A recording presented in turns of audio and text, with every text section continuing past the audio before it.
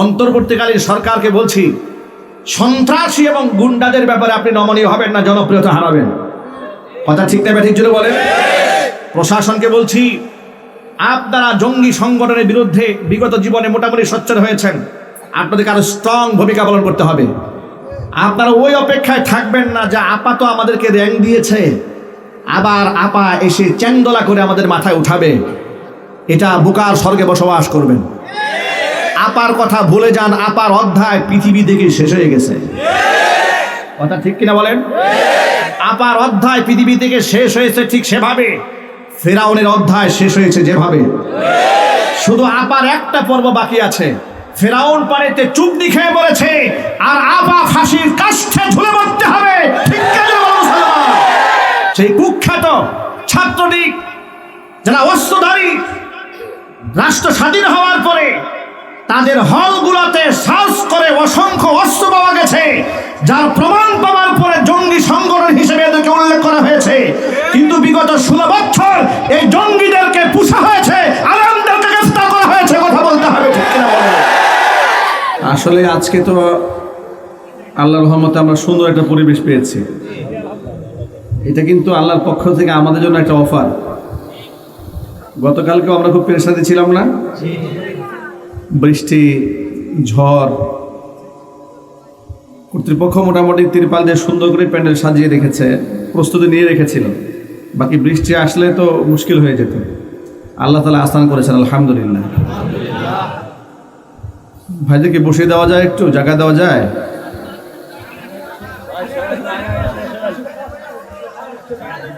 আপনারা কি একটু এগিয়ে বসলে বেশি কষ্ট হবে? বেশি কষ্ট হলে থাক।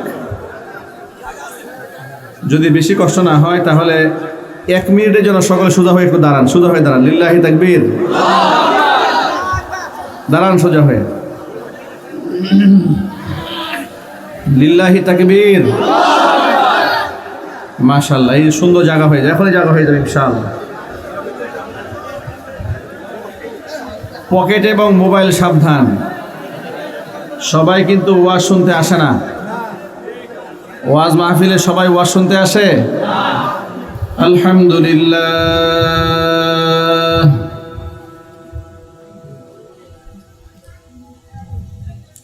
আলহামদুলিল্লাহ নাহমাদুহু ওয়া নাস্তাঈনুহু ওয়া নাস্তাগফিরুহু ওয়া নু'মিনু বিহি ওয়া নাতাওয়াক্কালু আলাইহি ওয়া নাউযু বিল্লাহ ونعوذ بالله من شرور أنفسنا ومن سيئات أعمالنا من يهده الله فلا مضل له ومن يضلله فلا هادي له ونشهد أن لا إله إلا الله وحده لا شريك له ونشهد أن سيدنا ونبينا وحبيبنا وشفيعنا ومولانا محمدا عبده ورسوله الذي أرسله بالحق بشيرا ونذيرا وداعيا إلى الله بإذنه وسراجا منيرا أما بعد فأعوذ بالله من الشيطان الرجيم بسم الله الرحمن الرحيم إن الله وملائكته يصلون على النبي يا أيها الذين آمنوا صلوا عليه وسلموا تسليما اللهم صل على محمد وعلى آل محمد كما صليت على إبراهيم وعلى آل إبراهيم إنك حميد مجيد اللهم بارك على محمد وعلى آل محمد كما باركت على إبراهيم وعلى آل إبراهيم إنك حميد مجيد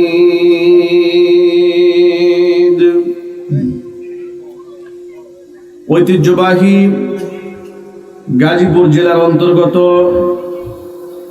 গাছা থানার কুনিয়া সুরুজ আলী রহমানিয়া জামে মসজিদ মাদ্রাসা ও এতিমখানা কর্তৃক আয়োজিত আজকের এই বার্ষিক ওয়াজ ও দোয়া মাহফিলের শেষ অধিবেশনের সম্মানিত সভাপতি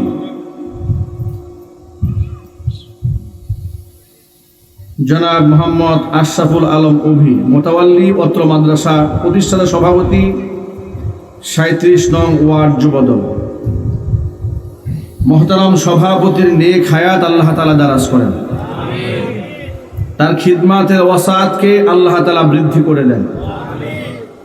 প্রধান অতিথি বীর মুক্তিযোদ্ধা আলহাজ আব্দুস সালাম মাননীয় চেয়ারপারসনের উপদেষ্টা বাংলাদেশ জাতীয়তাবাদী দল বিএনপি, তিনি উপস্থিত হতে পারেননি সঙ্গত কারণে, আমরা তার জন্য দোয়া করি মোহতারাম প্রধান অতিথির নেক হায়াত আল্লাহ তাআলা দারাজ করেন।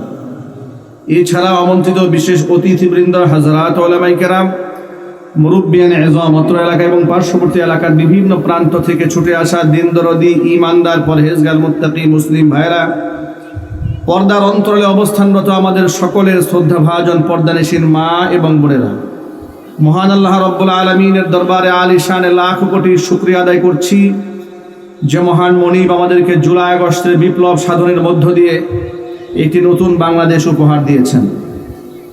আমরা এখন স্বাধীনভাবে কোরআন সুন্নাহ থেকে কথা বলার পরিবেশ পেয়েছি। এখন আমাদের মাহফিল করতে গেলে থানা থেকে পারমিশন নিতে হয় না। স্টেজে ওঠার সময় কোনো কর্তৃপক্ষ আমাদের কানে এসে বলে না, হুজুর দিনকাল ভালো নয়, একটু বুঝে শুনে ওয়াজ করেন। এখন আর মাহফিলে আসার সময় এলাকার কোনো পার্টি নেতা আমাদেরকে বলেন না, হুজুর আপনি কিন্তু লিস্টে আছেন। ঠিক না ভাই? ঠিক। আলেমদের লিস্ট করতো জালেমেরা। কারা? আলেমদের লিস্ট করতো জালেমেরা। যারা লিস্ট করেছে আলেমদের 116 জন সম্মানিত আলেমের নামের তালিকা তৈরি করে দুদকে জমা দিয়ে মানুষের সামনে তাদেরকে অপমানিত করার চেষ্টা যারা করেছিল, অল্প সময়ের ব্যবধানে আল্লাহ তাআলা তাদের মুখোশ জাতির সামনে উন্মোচন করে দিয়েছেন। শহীদ আল্লামা দেলওয়ার হোসেন সাঈদ রাহিমাহুল্লাহর একটা কথা মনে পড়ে।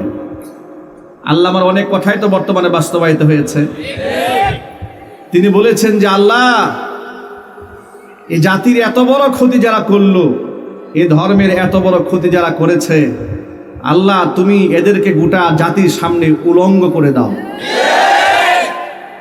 আল্লাহর কাছে দোয়া এমন ভাবে কবুল হয়েছে, আল্লাহ রাব্বুল আলামিন ঠিকই ওদের যে পৈশাচিক চেহারাটা, এটা গোটা জাতির সামনে স্পষ্ট করে দিয়েছেন। গতকালকে শুনলাম সোশ্যাল মিডিয়ার কল্যাণে তিনি আরেকটা কথা বলেছিলেন, এগুলো তো আগে শুনিনি। গতকাল শুনলাম তিনি বলছেন এক বক্তব্যে, বহু বছর আগের কথা, তিনি বলছেন ভারত যে বাংলাদেশের সবচেয়ে বড় শত্রু, আল্লাহ এই জাতিকে কথাটা বুঝার তৌফিক দান করেন। 2024 সালে এসে সে জাতি বুঝতে সক্ষম হয়েছে গোটা বাংলাদেশের জন্য ভারতের চাইতে শত্রু রাষ্ট্র পৃথিবীতে আর নাই। ফিলিস্তিনের পাশে যেমন ইসরায়েল নামক একটা পশুরাষ্ট্র আছে। বাংলাদেশের পার্শ্ববর্তী একটা নব্য ইসরায়েল আছে। সে নব্য ইসরায়েল রাষ্ট্রের নাম হচ্ছে ভারত। দূরের ইসরায়েল নিয়ে কথা বলে, কিন্তু রহস্যজনকভাবে এদেশের অনেকেই দেখি আমাদের পার্শ্ববর্তী খুব ঘনিষ্ঠ ইসরায়েল নিয়ে খুব একটা কথাবার্তা বলে না। অথচ আমাদের পার্শ্ববর্তী ইসরায়েল যা করছে, শত শত মসজিদ বুলডোজার দিয়ে ভেঙে দিচ্ছে, মুসলমানদেরকে বাড়িঘর থেকে উচ্ছেদ করছে, ওয়াকফ আইন নতুন করে সংশোধন করে মুসলমানদের জমি জামা দখল করার পায়তারা চালাচ্ছে, মুসলিমদের দাড়ি কামিয়ে দিচ্ছে, মুসলিম মা বোনদের পর্দা হিজাব টেনে ছিঁড়ে ফেলছে। এই কথাগুলি কি সত্য না অসত্য? এটা যদি বলতে হবে। আমরা যদি দূর ইসরায়েলের বিরুদ্ধে রুখে দাঁড়াতে পারি, আমরা কি নিকট ইসরায়েলের বিরুদ্ধে রুখে দাঁড়াতে পারবো না? আপনারা কি দুর্বল হয়ে পড়েছেন? ভারতকে দেখে কি আমরা ভয় পাই? এদেশের মুসলমানরা ভারতের উগ্র হিন্দুত্ববাদী এবং পশু নব্য ইসরায়েলকে এদেশের মুসলমানেরা বৃদ্ধাঙ্গুলি দিয়েও গণনা করে না। তাদেরকে গণনা করে বেঈমান মুনাফিকেরা, করে মুসলমানদেরকে গণায় ধরে না, কারণ মুসলমানদের কাছে ঈমানি শক্তি আছে। যুবকেরা, এগিয়ে আসতে হবে। গোটা পৃথিবীর মুসলিম উম্মার স্বাধীনতা রক্ষার জন্য এগিয়ে আসতে হবে। আল্লাহ পাক যেন সেই তৌফিক আমাদেরকে দান করেন। আল্লাহ তাআলা আজকে আমাদেরকে স্বাধীনভাবে কথা বলার সুযোগ দিয়েছেন। আপনারা খুশি না বেজার? কম না বেশি? যাদের ত্যাগ, যাদের কোরবানি, যাদের জীবনের বিনিময়ে স্বাধীনতা পেয়েছি, যারা দুনিয়া থেকে চলে গেছেন, আল্লাহ পাক শাহাদাতের সর্বোচ্চ মাকাম দান করেন। যারা আহত হয়েছেন, বেঁচে আছেন, হায়াতের তয়্যিবা দান করেন। যারা এখনো পর্যন্ত অসুস্থ আছেন, শেফায়ে কামিলা আজিলা কুল্লিয়া নসিব করেন। আল্লাহ রাব্বুল আলামিন স্বাধীনতা রক্ষা করার তৌফিক আমাদের সকলকে দান করেন। যে মহান রব আমাদেরকে এত সুন্দর করে প্রধান সুন্নাহ থেকে স্বাধীনভাবে কথা বলার পরিবেশ দিলেন, সে মহান রবের প্রতি আপনারা খুশি না বেজার? কম না বেশি? হৃদয়ের সবটুকুন ভালোবাসা উজাড় করে শ্রদ্ধা জড়িত কণ্ঠে আল্লাহ পাকের শেখানো ভাষায় শুকরিয়া আদায় করছি। জবান ছেড়ে দিয়ে সকলে একযোগে বলছি আলহামদুলিল্লাহ। রব্বানা লাকাল হামদ হামদান কাসীরা তাইয়িবান মুবারাকান ফীহি ইয়া রাব্বি লাকাল হামদু কামা ইয়ানবাগি লিজালালি ওয়াজহিকা ওয়া আযীমি সুলতানিকা। আল্লাহ রাব্বুল আলামিন আজকের ওয়াজ ও দোয়া মাহফিলকে কবুল করুন। কুনিয়া সুরুজ আলী রহমানিয়া জামে মসজিদ, মাদ্রাসা ও এতিমখানাকে আল্লাহ তাআলা কিয়ামত পর্যন্ত কবুল করুন। মাদ্রাসা মসজিদের সমস্ত হাজাত আল্লাহ তাআলা তার গায়বে খাজানা থেকে মিটিয়ে দিন। যারা এই মাদ্রাসা মসজিদের জায়গা দান করেছেন, মুতাওয়াল্লি পরিবার, আল্লাহ পাক এই খেদমতের ওসিলায় তাদেরকে মাফ করে দেন। অত্র এলাকার সমস্ত মুর্দেগারের কবরে আযাব আল্লাহ তাআলা কিয়ামত পর্যন্ত বন্ধ করে দিন। কাল হাসরের কঠিন ময়দানে এই আয়োজন আল্লাহ তাআলা আমাদের সকলের নাজাতের জরিয়া হিসেবে কবুল করেন। বন্ধুগণ, আজকে আমরা আপনাদের সামনে এমন একটি বিষয় নিয়ে কথা বলবো, যে বিষয়টি নিয়ে বিগত বছরগুলোতে আমরা স্বাধীনভাবে কথা বলতে পারিনি। বিগত বছরগুলোতে ওয়াজ মাহফিলের নামাজের ফজিলতের ওয়াজ হয়েছে, রোজার কথা হয়েছে, হজ যাকাতের কথা হয়েছে, আনুষাঙ্গিক দান, সদকা, এতিমখানা, মসজিদ, মাদ্রাসা, অনেক কিছু নিয়ে কথা হয়েছে। শুধু স্বাধীনভাবে কথা বলা হয়নি আল্লাহর পথে জিহাদ নিয়ে। কারণ এই জিহাদ শব্দটার মধ্যে স্বৈরাচারী এবং তাদের দূষরেরা 144 ধারা দিয়ে দিয়েছিল। জিহাদ শব্দ যদি কোনো খতিব সাহেব উচ্চারণ করেছে, তাকে উগ্রবাদ বলে তার বিরুদ্ধে মামলা দিয়েছে। কোনো লেখক যদি তার বইয়ের মধ্যে জিহাদ সংক্রান্ত কোনো ঘটনা লিখেছে, তাহলে তার বিরুদ্ধেই জঙ্গিবাদের মামলা দিয়ে দিয়েছে।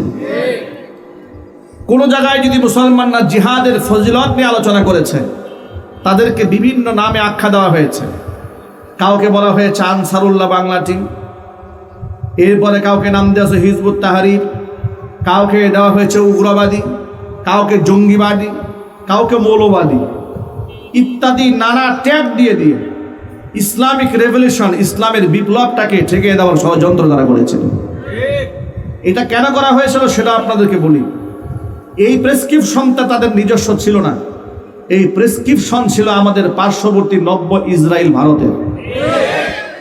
ভারত এই দেশের মুসলমানদের পক্ষ থেকে তাদের নামাজ অসহ্য করে বিষয়টি তা নয়। পৃথিবীর কোনো কাফের আমার নামাজ অপছন্দ করে না, পৃথিবীর কোনো কাফের মুসলমানদের জিকির অপছন্দ করে না, পৃথিবীর কোনো কাফের মুসলমানদের টুপি অপছন্দ করে না, দাড়িও অপছন্দ করে না। কারণ এই পৃথিবীর অসংখ্য অমুসলিমরা মুখে দাড়ি রাখে, ইহুদিরাও মাথার মধ্যে টুপি দেয়, যদি টুপির ঢংটা আলাদা। ঠিক নেবে ঠিক জোরে বলেন। নারীদের হিজাব এবং পর্দা আপনারা ধারণাও করতে পারবেন না, এরা শুধু মুসলিম নারীরাই পরে না, কট্টর ইহুদি যারা তাদের নারীরাও পরিপূর্ণ পর্দা করে থাকে, মাথায় হিজাব পরে থাকে। কট্টর খ্রিস্টান যারা ম্যারি যাদেরকে বলা হয়, আপনি দেখবেন তাদের যারা ফাদার এবং মাদার বলে, ওদের ড্রেসআপটা লক্ষ্য করে দেখেন, ওরাও কিন্তু আমাদের মা বোনদের মতো বোরকায় আবৃত যে ড্রেসআপ আছে এইরকম ড্রেসআপ পরে ওরা চলে। এর মানে হচ্ছে ওদের এই ড্রেসআপের প্রতি ক্ষোভ নাই, ওদের ক্ষোভ একটা বিষয়ের উপরে আছে।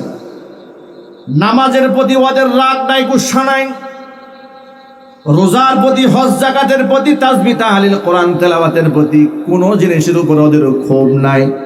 ওদের যত ক্ষোভ আছে, ঘৃণা আছে আর ভয় আছে, সে আমলটার নাম হচ্ছে আল্লাহর প্রতি জিহাদ। এই জিহাদটা কাফেররা সহ্য করতে পারে না। এই জন্য ভারতীয় চ্যানেল রিপাবলিক টেলিভিশন, এই টেলিভিশনের একটা সাংবাদিক আছে না, কি নাম জানো? ময়ূখ রঞ্জন ঘোষ, নামটা মুখস্থ হয়ে গেছে, জীবনেও জানতাম না, ইদানিং চিল্লিতে মুখস্থ হয়ে গেছে। এত কথা বলে বাংলাদেশ নিয়ে, আর ব্যাঙের মতো লাভ দিয়ে একবার এই কোণার একবার সেই কোণার চলে যায়। প্রতি মুহূর্ত বলতে থাকে ইউনূস পাকিস্তান থেকে পেঁয়াজ আনে নাই, পেঁয়াজের আকৃতিতে বোমা নিয়ে আসছে। কত কথা যে বলে আমার বুঝে আসে না। উনি সংবাদ উপস্থাপনা করতে গিয়ে কত বোতল খেয়ে আসে, কিংবা কত বস্তা ডেট এক্সপায়ার গাঁজা খাইলে এই ধরনের সংবাদ উপস্থাপন করা যায়। ঠিক না ঠিক যদি বলেন। আমাদের বাংলাদেশের এক রাজনীতিবিদ তার সাথে টকশোতে বসেছে অনলাইনে সে প্রশ্ন করেছে, আমাদের দেশের ভদ্রলোক প্রশ্ন করেছে, আচ্ছা বাংলাদেশ নিয়ে আপনারা এত মাথা ব্যথা কেন, বাংলাদেশের আপনার সমস্যা কোথায়? তিনি জবাবে যে কথাটা বললেন এটা আমাদের টু দ্য পয়েন্ট। তিনি বললেন, আমার বাংলাদেশ নিয়ে কোনো সমস্যা নাই, বাংলাদেশটা আমাদের সমস্যা হচ্ছে জিহাদি এবং জঙ্গি গোষ্ঠী। কথা বুঝতে পেরেছেন তো? বাংলাদেশে তাদের কোনো সমস্যা নাই, সমস্যা হচ্ছে জিহাদি এবং জঙ্গি গোষ্ঠী। এর মানে হচ্ছে তাদেরকে খুবই স্পষ্ট করে দিয়েছে, তারা আমার জিহাদকে সবচেয়ে বেশি ভয় পায়। জিহাদ যাদের অন্তর থেকে তারা মুছে দিতে পারে, এরকম মুনাফেক মার্কা মুসলমান নিয়ে তাদের কোনো ভয় নাই, তাদের কোনো শঙ্কা নাই। কিন্তু যে মুসলমানের অন্তরে কলিজার মধ্যে জিহাদের বারদ আছে, তাদেরকে তারা জানের চাইতেও বেশি ভয় করে। কথা বলেন ঠিক কিনা বলেন?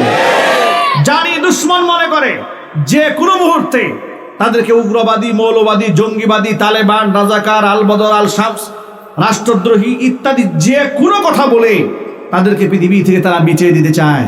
কিন্তু আমি আপনাদের কাছে একটা স্পষ্ট বার্তা শুনিয়ে দিতে চাই, আমি আমার সকল ভাইদেরকে জানিয়ে দিতে চাই, প্রিয় ভাইয়েরা আমার, জিহাদ এটা তো অস্বীকার করবে কোনো মুসলমান দূরের কথা। জিহাদ মুসলমানদের জন্য এমন একটি অবশ্যম্ভাবী, অবধারিত একটা আমলের নাম, যে জিহাদ শব্দটি কোরআন মাজিদের মধ্যে আল্লাহ তাআলা 41 বার স্পষ্ট উচ্চারণ করেছে। কতবার এসেছে কোরআনে? 41 বার জিহাদ শব্দটি স্পষ্টভাবে এসেছে। প্রত্যক্ষ এবং পরোক্ষভাবে জিহাদ এবং কিতাল, জিহাদের আহকামাত সম্পর্কিত আয়াত এবং ফাজাইল সম্পর্কিত আয়াত এসেছে কোরআন শরীফে 500-এর উপরে। সুবহানাল্লাহ বলবেন না? সুতরাং এই যে জিহাদ শব্দের উপর এদের ভয় কিংবা ঘৃণা, প্রকারান্তরে তারা আল্লাহর কোরআনের আয়াতটাকেই তারা ঘৃণা করে। জিহাদকে অস্বীকার করার কোনো সুযোগ নাই। নবী করিম সাল্লাল্লাহু আলাইহি ওয়াসাল্লাম বলেছেন, আল জিহাদু মাদিন ইলা ইয়াউমিল কিয়ামা, জিহাদ চলমান থাকবে কিয়ামত পর্যন্ত। জোরে বলেন সুবহানাল্লাহ। আমরা মুসলমান, তাহলে আমাদের করণীয়টা কি লক্ষ্য করেন। জিহাদ হয় ফরজে কিফায়া, কোনো সময় এটা ফরজে আইন হয়ে যায়। ফরজে কিফায়া মানে হচ্ছে মুসলিম জাতিগোষ্ঠীর পক্ষ থেকে একদল যদি দায়িত্ব পালন করে তাহলে সকল মুসলমানের পক্ষ থেকে তা আদায় হয়ে যায়। জিহাদ এটা জুহুদুন থেকে এসেছে জিহাদুন। জিহাদ মানে হচ্ছে প্রচেষ্টা করা, সংগ্রাম করা। আর কিতাল বলতে আবিধানিক অর্থে যেটা বোঝানো হয়েছে, পারিভাষিক অর্থে যেটা বোঝানো হয়েছে সেটা হচ্ছে আল্লাহর দ্বীন, আল্লাহর আহকাম, আল্লাহর কালিমা দুনিয়াতে প্রতিষ্ঠিত করার জন্য সশস্ত্র সংগ্রামে কুফফার গোষ্ঠীর সাথে ঝাঁপিয়ে পড়ার নাম হচ্ছে জিহাদ। যেরকম সুবহানাল্লাহ। এটা অনেক অনেক বড় ফজিলতের আমল ইসলামের দৃষ্টিকোণ থেকে। কোরআন মাজিদ আল্লাহ তাআলা এই আমলটাকে এক সফল ব্যবসার সাথে তুলনা করেছেন। পৃথিবীতে নামাজকে আল্লাহ সফল ব্যবসা বলেননি, রোজাকে আল্লাহ সফল ব্যবসা বলেননি, হজ যাকাত দান সদকাকে আল্লাহ তাআলা সফল ব্যবসা বলেননি, আল্লাহর পথে জানমাল দিয়ে লড়াই করাকে আল্লাহ তাআলা সফল ব্যবসা হিসেবে উল্লেখ করেছেন। সূরা সফের মধ্যে আল্লাহ তাআলা 28 নম্বর পারার হিফজুল কোরআন মাজিদের মধ্যে স্পষ্ট করে বলে দিয়েছেন 10 নম্বর আয়াতের মধ্যে, ইয়া আইয়ুহাল্লাযীনা আমানু হাল আদুল্লুকুম আলা তিজারাতিন তুনজিকুম মিন আযাবিন আলীম। ওই ইমানদাররা, হাল আদুল্লুকুম, আমি কি তোমাদেরকে বলে দেব না, আলা তিজারাতিন, এমন একটা বাণিজ্যের কথা, তুনজিকুম মিন আযাবিন আলীম, যে ব্যবসা তোমাদেরকে যন্ত্রণাদায়ক শাস্তি থেকে রক্ষা করবে। সেই ব্যবসা হচ্ছে তুমিনুনা বিল্লাহি ওয়া রাসূলিহি, ঈমান আনবে তোমরা আমি আল্লাহর উপরে, ঈমান আনবে আমার রাসূলের উপরে, ওয়া তুজাহিদুনা ফি সাবিলিল্লাহি বিআমওয়ালিকুম ওয়া আনফুসিকুম, তোমাদের জান এবং মাল দিয়ে আমি আল্লাহর উপরে তোমরা জিহাদ করবে। যালিকুম খায়রুল লাকুম ইন কুনতুম তা'লামুন, এটাই তোমাদের জন্য কল্যাণকর যদি তোমরা তা জানতে। যদি তোমরা আমি আল্লাহর পথে জিহাদ করো, আমার সাথে এই বাণিজ্য করো, কি হবে ফায়দা শোনো, ইয়াগফির লাকুম যুনুবাকুম, আমি আল্লাহ তাআলা তোমাদের জীবনের সমস্ত গুনার খাতা মাফ করে দেব। ওয়া ইউদখিলকুম জান্নাতিন তাজরি মিন তাহতিহাল আনহার, আমি তোমাদেরকে প্রবেশ করাবো এমন জান্নাতি যে জান্নাতের পাদদেশ দিয়ে প্রবাহিত হয়ে প্রস্রবণ, ওয়া মাসাকিনা তাইয়্যিবাতান, উত্তম বাসস্থানে তোমাদেরকে ঢোকাবো। সুবহানাল্লাহ। ভাইরা আমার, আল্লাহ তাআলা কোরআন মাজিদে বলছেন এমন একটা ব্যবসার কথা বলবো না যেই ব্যবসা তোমাদেরকে জাহান্নামের যন্ত্রণার আযাব থেকে রক্ষা করবে। সেই ব্যবসা হচ্ছে আল্লাহর উপর এবং রাসূলের উপর ঈমান এনে জান এবং মাল দিয়ে আল্লাহর পথে জিহাদ করা।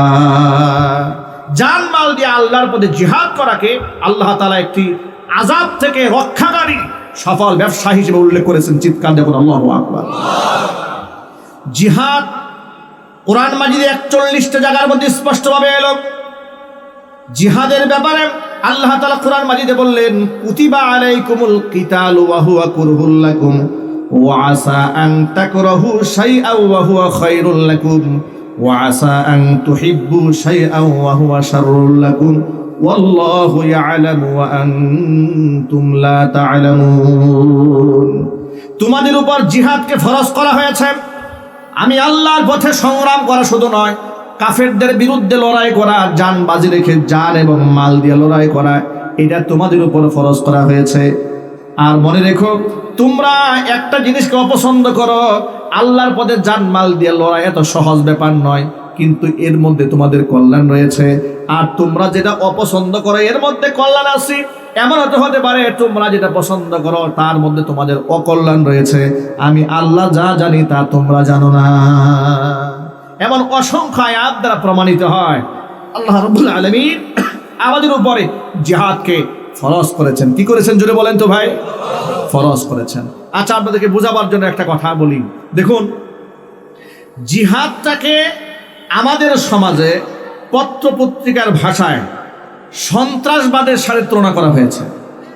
যেমন জিহাদি জঙ্গি গোষ্ঠী বলতে আপনারা কি বুঝেন? আপনারা মনে করেন গুপ্ত হামলাকারী, মানুষ হত্যাকারী কিংবা খুনকারী, এদেরকে আপনারা জঙ্গি সন্ত্রাসী হিসেবে মনে করেন। জিহাদি গোষ্ঠী বলতে আমাদের পত্র পত্রিকা দিয়ে জাতিকে এ কথাই শেখানো হয়েছে। কথা ঠিক নেবে ঠিক জুড়ে বলে। জিহাদ মানে কি সন্ত্রাসবাদ?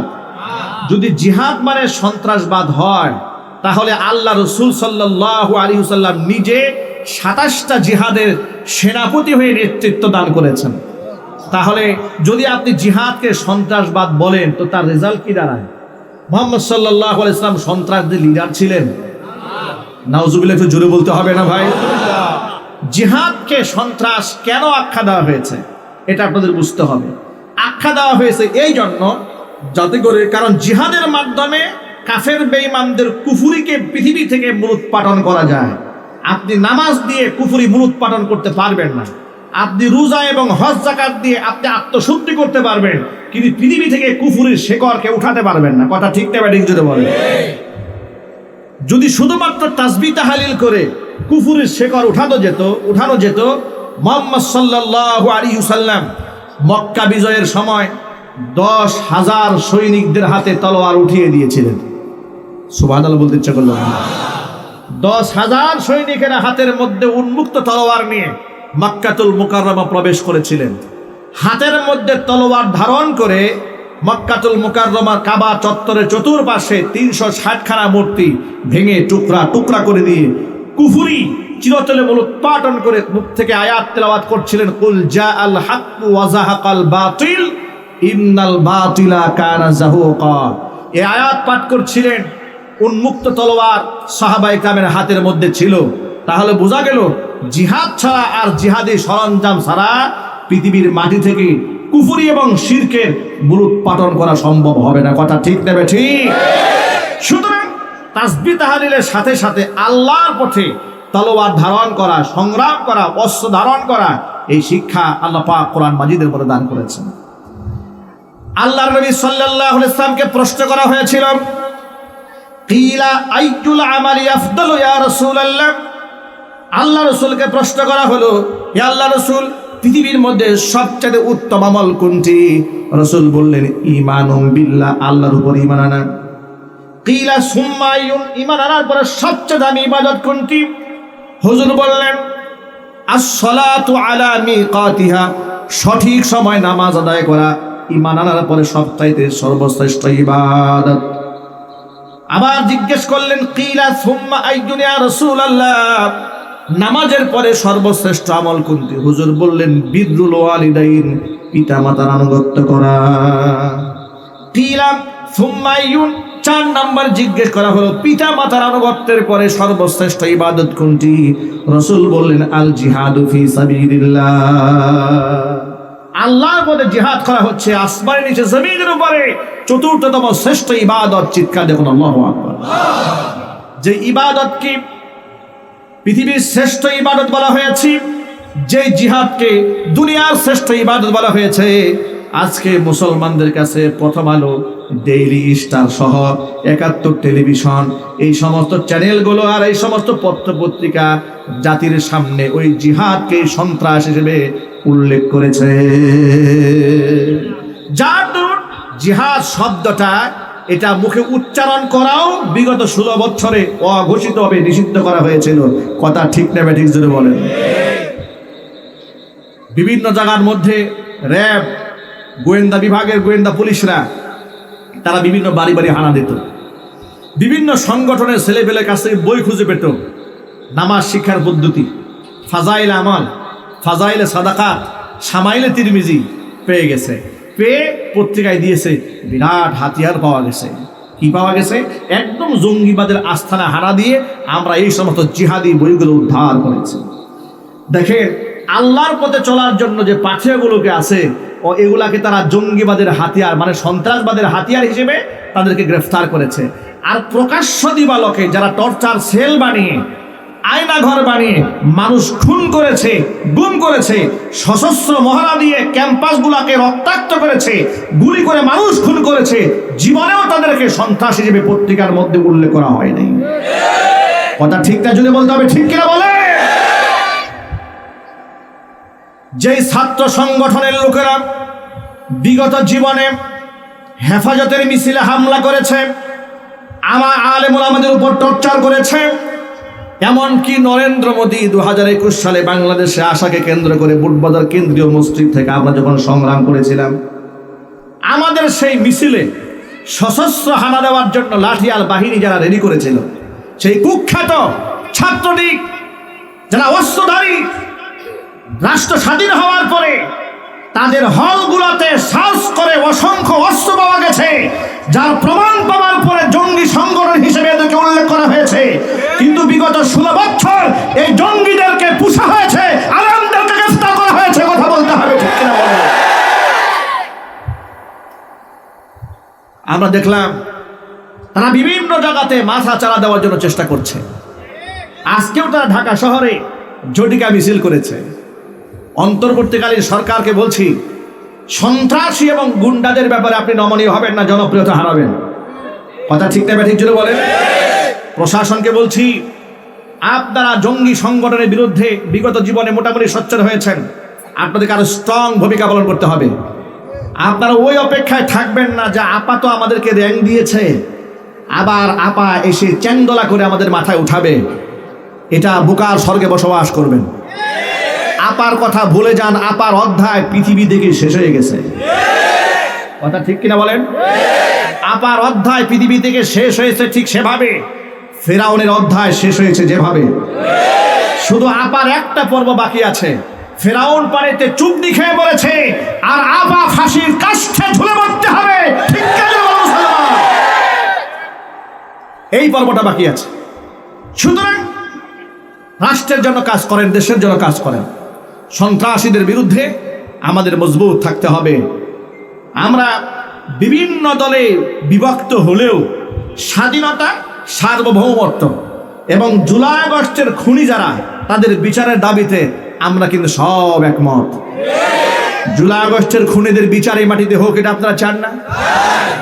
আলেমদেরকে যারা খুন করেছে, গুম করেছে, আয়না ঘরে রেখে টর্চার করেছে, তাদের শাস্তি বাংলাদেশে হোক, এটা আপনারা চান না? যারা আমাদেরকে মসজিদ থেকে বিনা নোটিশে, বিনা অপরাধে তাড়িয়ে দিয়েছে, নামাজ পড়াতে দেয় না, তাদের বিচার আপনারা চান না? কারা কারা চান? আমি তো হাত দেখতে চাচ্ছি, কারা কারা চান?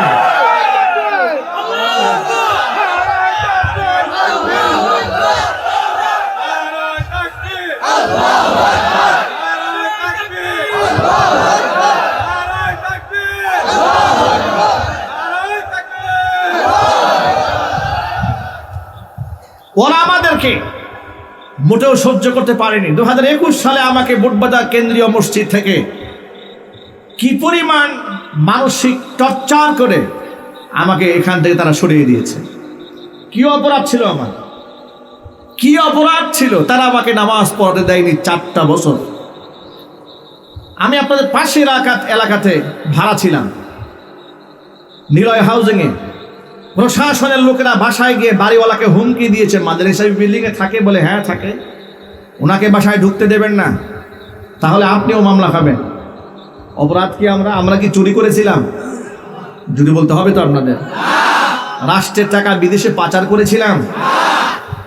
আমরা কি এদেশের মানুষকে গুম এবং খুন করেছিলাম? রাষ্ট্রদ্রোহিতা করেছিলাম? একটা কাজ আমরা করেছিলাম, নরেন্দ্র মোদীর বিরোধিতা করেছিলাম। স্বৈরাচারের বিভিন্ন শরঈ কর্মকাণ্ড লঙ্ঘনের বিরোধিতা করেছিলাম, ইসলাম বিরোধী কর্মকাণ্ডের বিরোধিতা করেছিলাম। তারা আলেমদেরকে কোমরে রশি বেঁধে বেঁধে যখন আদালতে হাজির করত, হাতের মধ্যে যখন লোহার কড়া, হাত পায়ের মধ্যে লোহার ডান্ডা বেরিয়ে পড়ানোর দৃশ্যগুলো দেখতাম, হৃদয়ে রক্তক্ষরণ হতো। বরদাস্ত করতে না পেরে প্রতিবাদ করতাম। এগুলা ছিল আমাদের অপরাধ। এগুলাকেই তারা রাষ্ট্রদ্রোহিতা বানিয়ে নিয়েছিল। কিন্তু তারা ভুলেই গিয়েছিল, ওয়াতিলকাল আইয়ামু নুদাবিলুহা বাইনান নাস, দিন তো আল্লাহর হাতে, যে কোনো মুহূর্তে রব দিনকে পরিবর্তন করে দিতে পারেন। সে ক্ষমতা আল্লাহর নাই? আর চিৎকার দিয়ে বলতে হবে নাই। টঙ্গী অঞ্চলে আমি কোনো মাহফিল করতে পারতাম না, কিন্তু আপনারা অনেকে জানতেন না আমি কেন মাহফিল করতে পারতাম না। 64 জেলাতে আমি প্রোগ্রাম করি, টঙ্গী অঞ্চলে মাহফিল করা যাচ্ছে না, আমাদের সাহেবের পারমিশন নাই। কেন পারমিশন নাই? মহানগরে অসংখ্য মাহফিল আবার বন্ধ করে দিয়েছে। আমি নাকি উস্কানিমূলক কথাবার্তা বলতাম। আমি বলি, আমি কাদের বিরুদ্ধে উস্কানি দিয়েছি? যারা নরেন্দ্র মোদীর সাথে আঘাত করে, নরেন্দ্র মোদীর সন্তুষ্টি কামনা করে রবের অসন্তুষ্টি নিয়েছে, যারা আলেম সমাজের বিরুদ্ধে মিথ্যা মামলা দিয়েছে, বছরের পর বছর আলেমদেরকে জেলখানায় আটকায় রেখেছে, আলেমদেরকে লোহা ডান্না বেরি পরিয়েছে, বুলেট প্রুফ জ্যাকেট পরিয়ে মানুষের সামনে বেইজ্জত করেছে, লাঞ্ছিত করেছে, অপমানিত করেছে, যাদেরকে দেখেছি হিজাব পরা নারীদের পর্দা নিয়ে ষড়যন্ত্র করেছে, শাপলা চত্বরে গণহত্যা চালিয়েছে, কথা বলতে হবে ঠিক নেবে ঠিক, তাদের বিরুদ্ধে আমরা কথা বলেছি। এই কথা বলাটা যদি অপরাধ হয়ে থাকে আর এটার নাম যদি মৌলবাদ হয়, তাহলে আমরা গর্বের সাথে বলি আমরা মৌলবাদী, ঠিক কিনা যদি বলেন। রাষ্ট্রের টাকা দিয়ে তারা বিভিন্ন জায়গাতে রাস্তায় রাস্তায় মূর্তি ভাস্কর্য নামে বানাতে চেয়েছে, আমরা বিরোধিতা করেছি। আমাদেরকে জাতির পিতার বিরোধী বলেছে, আমাদেরকে বঙ্গবন্ধু বিরোধী বলেছে, রাষ্ট্র বিরোধী বলেছে। 4,000 কোটি টাকা রাষ্ট্রের টাকা দিয়ে মূর্তি বানিয়েছে, আনন্দ ভর্তি করেছে। সেই দেশে, যে দেশে রমজান মাসে ইফতার করতে দেয় নাই, তারা খেজুরের পরিবর্তে বড়ই খাওয়ার পরামর্শ দিয়েছে, কথা ঠিক না ঠিক জোরে বলেন। যারা আমাদেরকে খেজুরের পরিবর্তে বড়ই খেতে বলে, বেগুনের পরিবর্তে পেপিনি খেতে বলে, গোস্তের পরিবর্তে আমাদেরকে কাঁঠাল দিয়ে বার্গার খেতে বলে, এরকম পরামর্শ আমাদেরকে দিয়েছে। রমজান মাসে ঢাকা বিশ্ববিদ্যালয় ইফতার পার্টি বন্ধ করেছে, কিন্তু হোলি উৎসব বন্ধ করে নাই। গোটা দেশের মধ্যে ইফতার পার্টি বন্ধ করে দিয়েছে, টাকার অপচয় হবে কথা বলে। অথচ 28 লক্ষ কোটি টাকা দেশ থেকে বিদেশে পাচার করে চুরি করে নিয়ে গেছে। প্রিয় ভাইরা, রাষ্ট্রের এত বড় ক্ষতি যারা করেছে, তাদের বিচার নিশ্চিত হওয়ার আগ পর্যন্ত গোটা বাংলাদেশের মুসলমানদের সাথে তাদের কোনো আঘাত হতে পারে না। যারা আঘাত করবে, গোটা জাতি তাদেরকে আপার কাছে পাঠিয়ে দেবে। আপা গেছে যে পথে, আঘাতকারীরা যাবে সে পথে। আপনারা কি এতে রাজি আছেন? মন থেকে কারা কারা রাজি আছেন এবার দোহা দেখতে চাচ্ছেন? মাশাআল্লাহ, মনে থাকবে তো কথা? আল্লাহ পাক কবুল করেন, জোরে কোন আমিন। ভাইরা আমার, মূল কথায় ফিরে আসি। জিহাদ শব্দ তারা আমাদেরকে বলতে দেয়নি, অথচ জিহাদ আল্লাহ তাআলা ফরজ করে দিয়েছেন। আল্লাহর পথে যদি কেউ জিহাদ না করে তার পরিণতি কি হবে শোনেন। বুখারী শরীফের হাদিসের মধ্যে এসেছে, কিতাবুল মাগাজি অধ্যায়ে আল্লাহর হাবিব সাল্লাল্লাহু আলাইহি ওয়াসাল্লাম বলেছেন, মান মাতা, যে ব্যক্তি মারা গেল এমন অবস্থায়, ওয়ালাম ইয়াগজু, যে জীবনে জিহাদ করে নাই, ওয়ালাম ইউজাফিজ গাজিয়ান, কোন মুজাহিদকে সামানাও জুগিয়ে দেয়নি, সাহায্য করেনি, ওয়ালাম ইউহাদ্দিস বিহি নাফসাহু, মনে মনে আল্লাহর পথে জিহাদ করার সংকল্প করে নাই, মাতা আলা শুবাতিন মিনান নিফাক, ও মুসলমান হয়ে মরবে না, মুনাফিকদের দলভুক্ত হয়ে মারা যাবে। এবার আমি আপনাদেরকে প্রশ্ন করতে চাই, আমরা কি মুনাফিকদের দলভুক্ত হয়ে মরতে চাই? মুনাফিক হয়ে মরতে চাই না, ইমানদার হয়ে মরতে চায়। ইমানদার ব্যক্তি আল্লাহর পথে জিহাদ করবে, জিহাদের সুযোগ না পেলে মুজাহিদদেরকে সাহায্য করবে। সাহায্য যদি না করতে পারে, অন্তরে জিহাদ করার জন্য পরিকল্পনা আনতে হবে। জিহাদের পরিকল্পনা, আল্লাহর পথে শাহাদাতের তামান্না নিয়ে যদি কোনো ব্যক্তি ঘরে শুয়েও মারা যায়, মহান আল্লাহ রব্বুল আমিন তাকে শহীদের মর্যাদা দান করে দিবেন। যদি বলেন সুবহানাল্লাহ।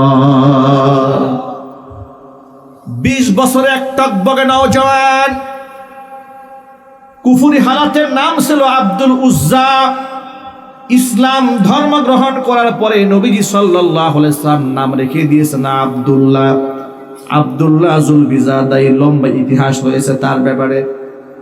আল্লাহর দ্বীনের জন্য কালিমা গ্রহণ করতে গিয়া ত্যাগ কোরবানি অনেক করেছেন, আল্লাহর পথে সব বিলিয়ে দিয়েছেন, তারপরও দিল ঠান্ডা হয় নাই। তাবুক যুদ্ধে আল্লাহর নবীর সাথে তিনি শামিল হয়েছেন। জিহাদের ময়দানে গিয়ে হুজুরের কাছে আবেদন জানালেন, টকবগে নওজওয়ান, ইয়া রাসূলুল্লাহ, ইয়া হাবিবাল্লাহ, আপনি আল্লাহর কাছে আমার জন্য দোয়া করেন, আল্লাহ পাক যেন এই জিহাদে আমাকে শহীদ হিসেবে কবুল করে নেন। নবীজি সাল্লাল্লাহু আলাইহি ওয়াসাল্লাম কাঁচা গাছের একটা ছাল এনে এই আব্দুল্লাহ জুলবিজাদাইনের বাজুর মধ্যে নিজ হাতে বেঁধে দিলেন, আর আল্লাহকে বললেন, রব্বুল আলামিন, আমি আব্দুল্লাহ রক্ত কাফেরদের জন্য হারাম বানায়া দিলাম। হযরত আব্দুল্লাহ জুলবিজাদাইন চোখের পানি ছেড়ে কান্নায় ভেঙে পড়লেন, ইয়া রাসূলুল্লাহ, আমি চাইলাম শাহাদাতের মৃত্যু, আর আপনি আমার জন্য দোয়া করলেন কাফের বেঈমান যেন আমাকে টাচ করতে না পারে। নবীজি বললেন, আব্দুল্লাহ রে শোনো, তোমার অন্তরে আল্লাহর পথে শহীদ হওয়ার যে তামান্না আমি লক্ষ্য করেছি, ওই তামান্না নিয়ে জ্বরে আক্রান্ত হয়েও যদি তুমি মারা যাও, আল্লাহ পাক তোমাকে শাহাদাতের মর্যাদা দিয়ে দিবে। ঠিক তাই হলো। তাবুকের ময়দানে আব্দুল্লাহ যুল বিজাদাইন রাদিয়াল্লাহু তাআলা আনহু মারাত্মক জ্বরে আক্রান্ত হয়ে গেলেন এবং সেই জ্বরেই তার ইন্তেকাল হয়ে গেল। ইন্তেকাল হয়ে যাওয়ার পরে সাহাবায়ে কেরাম ফিরে আসলেন, দৌড়ে আসলেন রাসূলের কাছে, এসে বললেন, নবীজি, আপনার সেই সাহাবী হযরতে আব্দুল্লাহ যুল বিজাদাইন জ্বরে আক্রান্ত হয়ে ইন্তেকাল করেছেন। নবীজি সাল্লাল্লাহু আলাইহি ওয়াসাল্লাম তার জানাজার জন্য প্রস্তুতি গ্রহণ করলেন।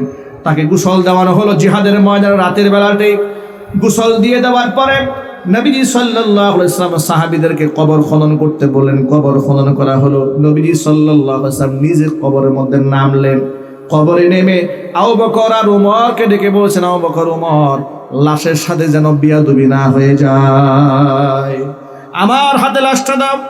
নবীজি আব্দুল্লাহ যুল বিজাদাইনের লাশটা নিজ হাতে ধারণ করলেন, কবরের মধ্যে রাখলেন, মাটির কার্যক্রম সম্পাদন করলেন। এরপরে আল্লাহর কাছে হাত তুলে বলছেন, আল্লাহুম্মা ইন্নী আমসাইতু আনহু রাদিয়ান ফারদ আনহু। আল্লাহ তাআলা, আজকে এই সন্ধ্যা পর্যন্ত আব্দুল্লাহ যুল বিজাদাইনের প্রতি আমি নবীজি সন্তুষ্ট ছিলাম, রব্বুল আলামিন তুমি তার প্রতি সন্তুষ্ট হয়ে যাও। আব্দুল্লাহ ইবনে মাসউদ রাদিয়াল্লাহু তাআলা আনহু বর্ণনাকারী, তিনি বলেন, জীবনে কোনোদিন মৃত্যুর জন্য আমার আফসোস হয় নাই, কিন্তু ওই দিন আমি মৃত্যুর জন্য আফসোস করেছিলাম। আহারে, তার নামটাও আব্দুল্লাহ, আমার নামও আব্দুল্লাহ। এই জায়গায় যদি আজকে আব্দুল্লাহ যুল বিজাদাইনের লাশটা না হয়ে আমি আব্দুল্লাহ ইবনে মাসউদের লাশ হতো, জীবনটা আমার ধন্য হয়ে যেত। কারণ নবীজি বলেছেন, সন্ধ্যা পর্যন্ত আমি তার উপর সন্তুষ্ট ছিলাম, রব্বুল আলামিন তুমি তার প্রতি সন্তুষ্ট হয়ে যাও। কত বড় পাওনা! ও যুবক ভাইরা আমার, এই কথার মাধ্যমে আমি শুধু এই সবকটা দিতে চেয়েছি, শহীদি তামান্না যদি অন্তরের মধ্যে থাকে, বিছানায় শুয়েও যদি আপনি মারা যান, ভারতেও যেতে হয় নাই, আপনার ফিলিস্তিন যাওয়ার সুযোগ হয় নাই, গাজাবাসীর পক্ষে দাঁড়িয়ে আপনি হয়তো রাজপথে স্লোগান দিয়েছেন, জিহাদের ময়দানে কুফফারদের সাথে লড়ার মতো সুযোগ হয় নাই, কিন্তু আমরা স্পষ্ট বার্তা দিয়ে দিই, যদি পৃথিবীর মুসলমানদের পক্ষে সশস্ত্র লড়াইয়ে আহ্বান আসে, আল্লাহর কসম করে বলি, সেই আহ্বানে আমরা সকলের আগে রাজপথে ঝাঁপিয়ে পড়ব। যুবকেরা কি রাজি আছে? যদি বলতে হবে রাজি আছেন, আল্লাহ যেন কবুল করে, জোরে কোন আমিন, আর জোরে কোন আমিন। অন্তরের মধ্যে তামান্না রাখেন, আল্লাহ পাক শহীদের মর্যাদা দান করে দেবেন ইনশাআল্লাহ। আল্লাহ যেন কবুল করে, জোরে কোন আমিন। খালিদ বিন ওয়ালিদ রাদিয়াল্লাহু তাআলা আনহু বিখ্যাত সাহাবী, খালিদ সাইফুল্লাহ উপাধি যার। খালিদ বিন ওয়ালিদ ইসলামের এক অপরাজেয় সেনাপতি। পৃথিবীর কোন যুদ্ধে ইসলাম ধর্ম গ্রহণ করার পরে তিনি পরাজিত হন নাই। তার নাম খালিদ বিন ওয়ালিদ রাদিয়াল্লাহু তাআলা আনহু। বুড়ো বয়সে বার্ধক্যজনিত রোগে আক্রান্ত হয়ে বিছানায় কাতরাচ্ছেন, জীবনের শেষ সায়ান্নে এসে চোখের পানি ছেলে কান্না করেন। বিবি ডেকে বলে, মা ইউবকিকা, কেন কান্না করেন? এবার প্রিয়তমা স্ত্রীকে ডেকে খালিদ বিন ওয়ালিদ বলছে, প্রিয়তমা স্ত্রী, আমার পায়ের পাতা থেকে শুরু করে মাথার তালু পর্যন্ত গোটা দেহটা চেক করে বলো তো, আমার দেহের এমন একটা অঙ্গ প্রত্যঙ্গ বাকি আছে নাকি যে অঙ্গের মধ্যে আঘাতের চিহ্ন নাই? স্ত্রী গোটা দেহ চেক দিয়া বলে, প্রাণের স্বামী আমার, আপনার দেহের একটা অঙ্গ প্রত্যঙ্গ বাকি নাই যেখানে আঘাতের চিহ্ন নাই। এবার তিনি চোখের পানি ছেড়ে বললেন, শোনো, জিহাদের ময়দানে যেখানে শুনতাম যে মুসলমানরা বেশি শহীদ হচ্ছে, তলোয়ার নিয়ে আল্লাহু আকবার বলে আমি সেখানে ঝাঁপিয়ে পড়তাম। মনের মধ্যে স্বপ্ন দেখতাম, আল্লাহ যেন সেখানে আমাকে শহীদ করে দেন, কিন্তু আমার তলোয়ারের সামনে কোনো কাফেররা টিকতো না। আজকে আমি শহীদ হওয়ার তামান্না নিয়ে সারাটা জীবন ভর কান্না করলাম, আর ঝাঁপিয়ে পড়লাম, রক্তাক্ত হলাম, ক্ষত বিক্ষত হলাম, কিন্তু আল্লাহ পাক আমার শাহাদাত মঞ্জুর করেন নাই। বার্ধক্যজনিত রোগে আক্রান্ত হয়ে বিছানায় কাতরাতে কাতরাতে আজকে আমি মৃত্যু পথের যাত্রী হচ্ছি, এটা আমার মনের মধ্যে কষ্ট। অপ্রিয়তমা স্ত্রী, আমাকে কি তুমি বলতে পারো কেন আমি শহীদ হলাম না? আমি যে এত চেষ্টা করলাম, আমি শহীদ হলাম না। এবার স্ত্রী জবাব দিয়ে বলে, প্রাণের স্বামী আমার, আপনার নামটা কি? বলে, আমার নাম খালিদ বিন ওয়ালিদ। আপনার নামের উপাধি কি? বলে, সাইফুল্লাহ। বলে, সাইফুল্লাহ মানে কি? বলে, সাইফুল্লাহ মানে হচ্ছে আল্লাহর তলোয়ার। উপাধি আপনাকে কে দিয়েছে? বলে, আল্লাহ রাসূল দিয়েছেন। তাহলে আপনি কি করে শহীদ হবেন? আপনি হচ্ছেন আল্লাহর তলোয়ার। আপনি যদি শহীদ হয়ে যান তাহলে তলোয়ার তো ভেঙে যায়, কাফেররা বিজয়ী হয়, আপনার তলোয়ার আপনি টুকরা হয়ে যান, মানে আল্লাহর তলোয়ারটা ভেঙে যায়। আসমানের নিচে জমিনের উপরে আল্লাহর তলোয়ারকে ভেঙে দেয় এমন শক্তি তো পৃথিবীতে কারো নাই। এই জন্য আল্লাহ তাআলা আপনাকে গাজীর মর্যাদা দান করেছেন। চিৎকার যখন আল্লাহু আকবার। তিনি স্ত্রীর কথা শুনে সান্ত্বনার বাণী পেলেন।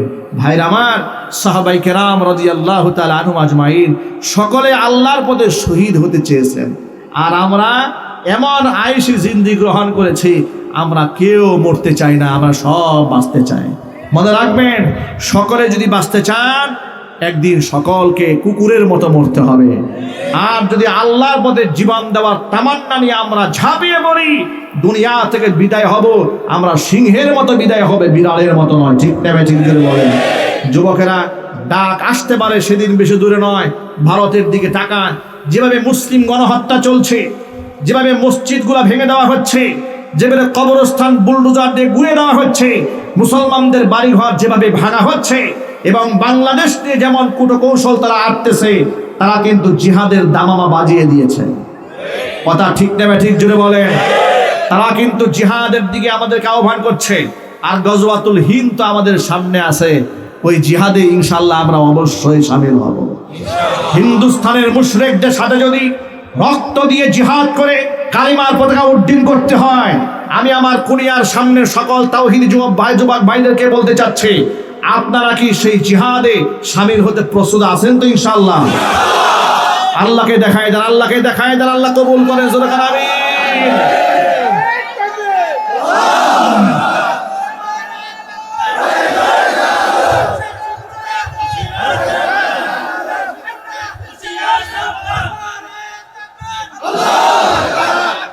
আল্লাহর পথে যারা চলে তাদের কোনো ভয় আছে?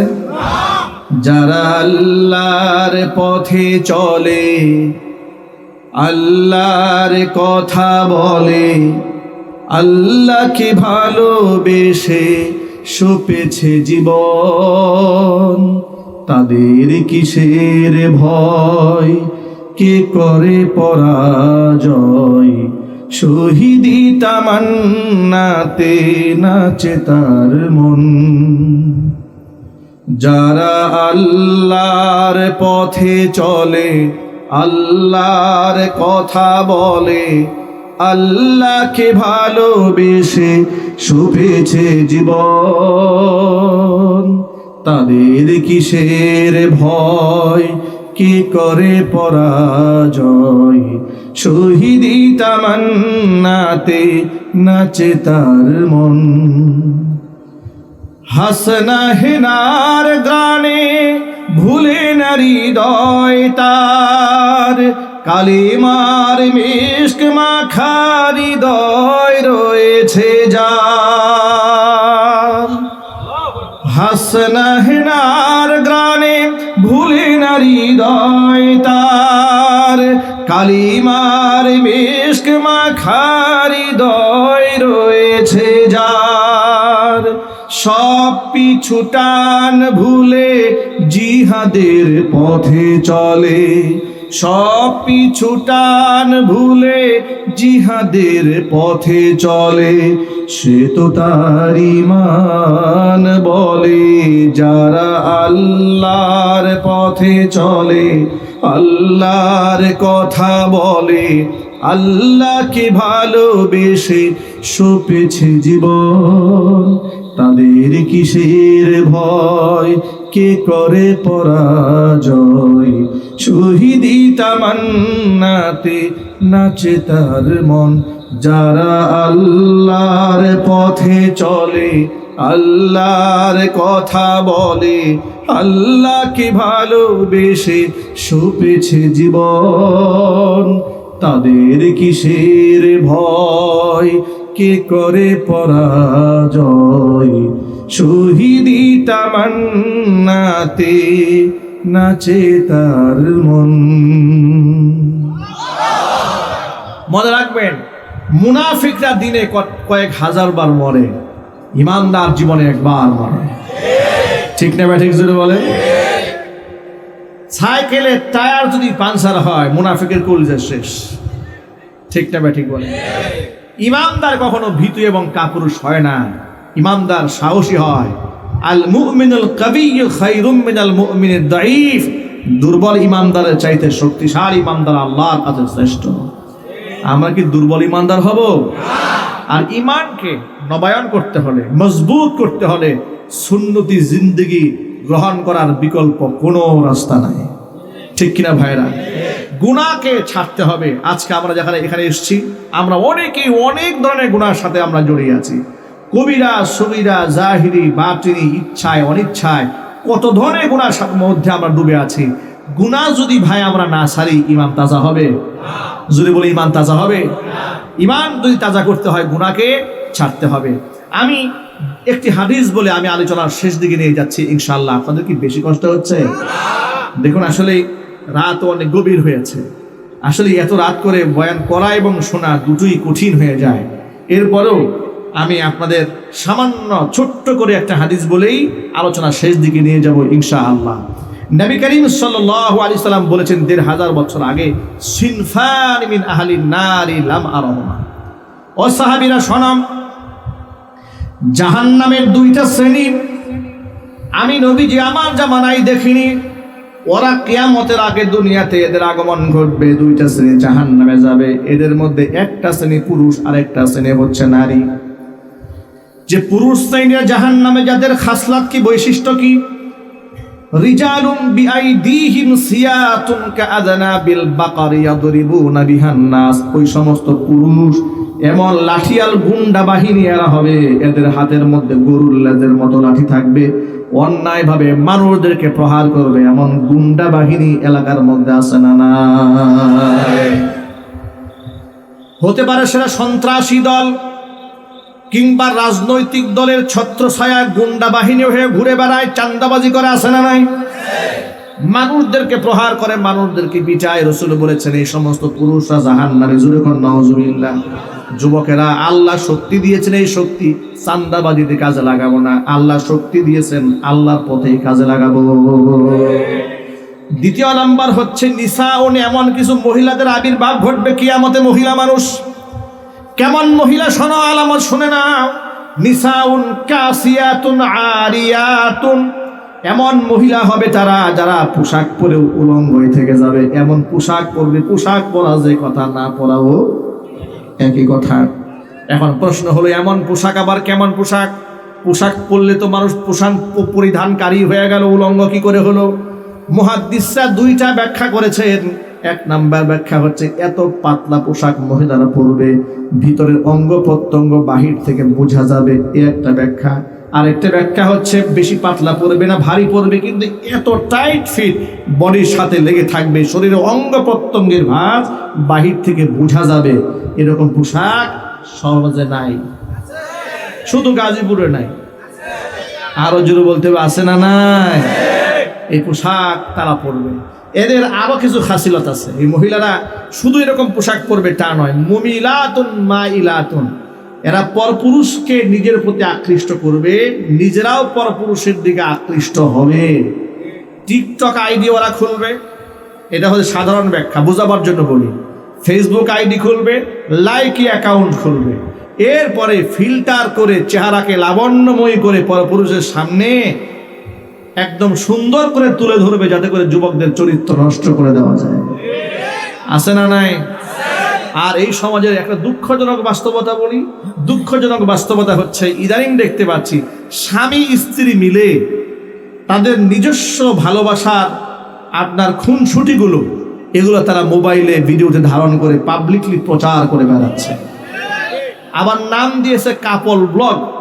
নাউজুবিল্লাহ, একটু জোরে বলেন, আরো জোরে বলেন নাউজুবিল্লাহ।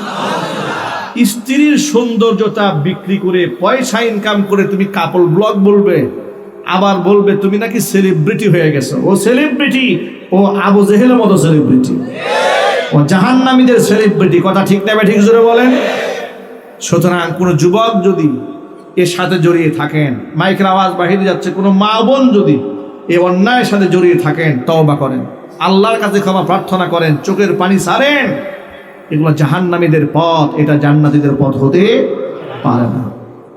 আল্লাহ রাসূল বলেন, নিজেরা পরপুরুষের প্রতি আকৃষ্ট হবে, পরপুরুষকে নিজেদের প্রতি আকৃষ্ট এরা করে ছাড়বে। শুধু তাই নয়, রুউসুহুন্না কাআসনিমাতিল বুখতিল মাইলা, এদের মাথার হেয়ার স্টাইল হবে উটের কুজের মতো উঁচা। উটের এখানে একটা উঁচা জায়গা আছে না, কুজ, এদের মাথাটা পাম্পিং করে পার্লারিং করে চুলটা আর্টিফিশিয়াল ভাবে উঁচা করে রাখবে। এরপরে উটের কুজের মতো হাঁটবে, ডানে বামে দুলতে থাকবে, ঘৃণার সাথে কোন নাউজুবিল্লাহ। আচ্ছা, এই স্টাইলটা ১৫০০ বছর আগে ছিল না, কিন্তু হাদিসটা পড়লে মনে হয় আল্লাহ রসুলের সামনে মনে হয় ১৫০০ বছর পরে নারীদের চিত্রটা চোখের সামনে তুলে ধরা হয়েছিল। ঠিক না ঠিক জোরে বলেন? কি সুন্দর বাস্তবতা মিলে যাচ্ছে। রসুল বলেন, এই খাসিলাত যাদের হবে, লা ইয়াদখুলনাল জান্নাতা ওয়ালা ইয়াজিদনা রিহাহা, ওরা তো জান্নাতে ঢুকবেই না, জান্নাতের গ্রাণও নাকের মধ্যে ওরা পাবে না। আমাদের মা বোনরা সে পথে পরিচালিত হোক, এটা কি আমরা চাই? তাহলে আমরা যারা গার্জিয়ান আছি, যারা বাবা আছি, যারা স্বামী আছি, বড় ভাই আছি, গার্জিয়ান যারা আছি, আমরা এই ব্যাপারে সর্বোচ্চ সতর্ক থাকবো। আমরা বলি ইনশাআল্লাহ। আর আমরা পুরুষ যারা আছি, তারা কোনো সন্ত্রাস বাহিনী, কোনো গুন্ডা বাহিনী, কোনো কিশোর গ্যাং, কোনো মাদক সেবী, মাদক ব্যবসায়ী, তাদের সঙ্গপঙ্গ আমরা হব না, তাদের সহযোগী হব না, তাদের লাঠিয়াল বাহিনী হব না, তাদের হাতিয়ার হব না। ৫০০, ১,০০০ টাকা, ৫,০০০ টাকার জন্য মানুষ খুন করে, রিক্সা চালায় খেলেও তো মাসে ২০,০০০ টাকা ইনকাম করা যায়। কথা ঠিক কেন যদি বলেন? এর মধ্যে সম্মান আছে না নাই? গার্মেন্টসে দারোয়ানি করেন, তার মধ্যে সম্মান আছে, কিন্তু সন্ত্রাসীদের কোনো সম্মান নাই, কোনো ইজ্জত নাই। ও স্বর্ণের জুতা পায়ে দিতে পারে, এরপরেও মানুষের কাছে সে ধিক্কৃত হবে, সে নিন্দিত হবে। তার সবচাইতে বড় প্রমাণ, বিগত ১৬ বছরের স্বৈরাচারীরা হাজার হাজার কোটি টাকার মালিক হয়েছে, রাস্তার একটা কুকুরের মূল্য আছে দেশের মানুষের কাছে, সেই মূল্য নাই। সুতরাং এই রিজিকের কোনো দাম নাই, এই রিজিকের মধ্যে লানত আছে, বদদুয়া আছে, মানুষের চোখের পানি আছে। আমি সেই রিজিকের মালিক হতে চাই না, আমি সেই রিজিকের মালিক হতে চাই যে রিজিক আমাকে জান্নাতে নিয়ে যাবে। যুবকেরা পারবে তো ইনশাআল্লাহ?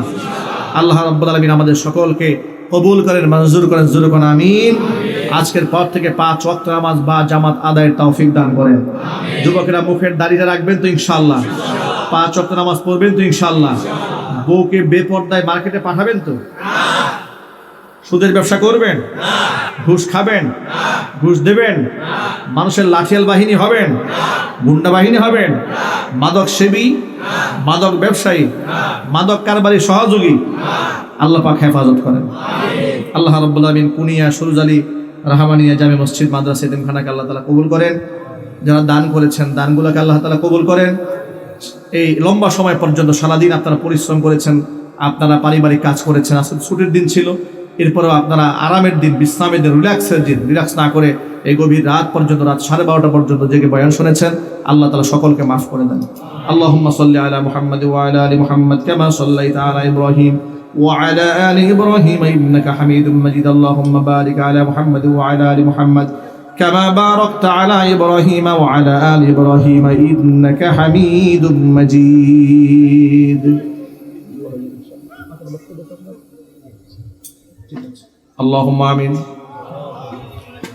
ربنا ظلمنا أنفسنا وإن لم تغفر لنا وترحمنا لنكونن من الخاسرين. ربنا لا تزغ قلوبنا بعد إذ هديتنا وهب لنا من لدنك رحمة إنك أنت الوهاب. رب العالمين কুনিয়া সুরজালি রহমানিয়া জামে মসজিদ ও মাদ্রাসা এতিমখানা কর্তৃক আয়োজিত বার্ষিক ওয়াজ দোয়া মাহফিল গভীর রজনী পর্যন্ত কোরআন ও সুন্নাহ থেকে আলোচনা করে বড় আশা নিয়ে তোমার শাহী দরবারে হাত দুখানা বাড়িয়ে দিয়েছি।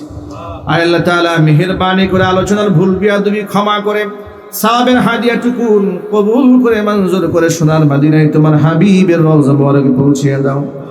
তামাম পৃথিবীর মাটির নিচে যত মুমিন মুমিনাত মুসলিমাত চিরবিদায় হয়ে চলে গেছেন, তাদের আরওয়াহের উপর সওয়াবের হাদিয়াগুলো পৌঁছিয়ে দাও। অত্র প্রতিষ্ঠানকে তুমি কিয়ামত পর্যন্ত কবুল করে নাও, সমস্ত হাজাত তোমার গায়েবে খাজানা থেকে মিটায়ে দাও। যারা জমি দিয়েছেন, জায়গা যারা দান করেছেন, আল্লাহ তাদেরকে মাফ করে দাও। রব্বুল আলামিন যারা টাকা দিয়ে, পয়সা দিয়ে, সময় দিয়ে, আল্লাহ তাআলা শ্রম ঘাম দিয়ে মাদ্রাসা মসজিদের উন্নয়ন